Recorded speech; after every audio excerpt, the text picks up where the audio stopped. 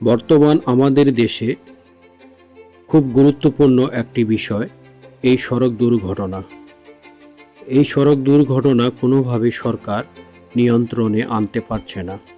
আপনারা দেখবেন প্রত্যেকটা দিন কোনো না কোনো সড়কে এই সড়ক দুর্ঘটনা হচ্ছে এবং কি এই সড়ক দুর্ঘটনায় অনেক তাজা প্রাণ চলে যাচ্ছে।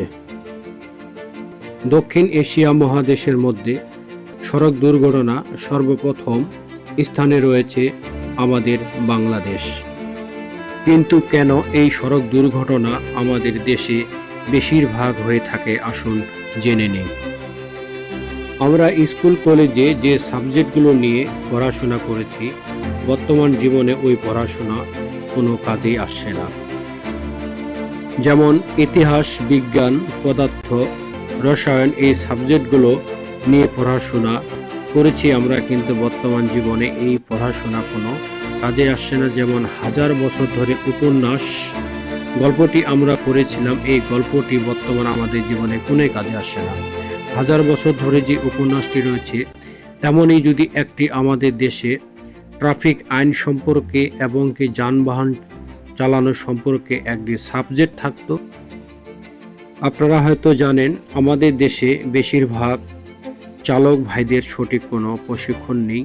কোন রাস্তায় কত গতিবেগে চালাতে হয় তা কোনো জানা নেই, এবং কি রাস্তার দুপাশে যে ট্রাফিক আইন এবং কি সিগন্যাল বোর্ডগুলো যে রয়েছে এই সিগন্যাল বোর্ডগুলো তারা কোনোভাবে মানছে না, এবং কি এই সিগন্যাল বোর্ডের যে দিক নির্দেশনাগুলো রয়েছে তারা ফলো করছে না। এই ট্রাফিক আইন না মানার কারণ এবং কি সড়ক সিগন্যাল বোর্ডগুলো না মানার কারণ হচ্ছে আমাদের কোনো শিক্ষা নেই। আর এই শিক্ষা যদি আমরা স্কুল কলেজ লাইফে পেতাম সেক্ষেত্রে কিন্তু আমাদের ধারণা থাকতো কোন রাস্তায় কত গতিবেগে চালাতে হবে এবং কি এই সিগন্যাল বোর্ডগুলোর কাজ কি। যেমন সর্বোচ্চ গতিবেগ 40 সিগন্যাল বোর্ডগুলো থাকে, এই সিগন্যাল বোর্ডটা দেখলে চালকের করণীয় কি থাকে। মহাসড়ক এবং কি সড়কের দুপাশে অসংখ্য সিগন্যাল বোর্ড থাকে, যেমন ডানে মোড়, বামে মোড়, সামনে স্কুল, সামনে মাদ্রাসা, সামনে মসজিদ, সামনে আঁকাবাঁকা রাস্তা, সামনে সরু সেতু।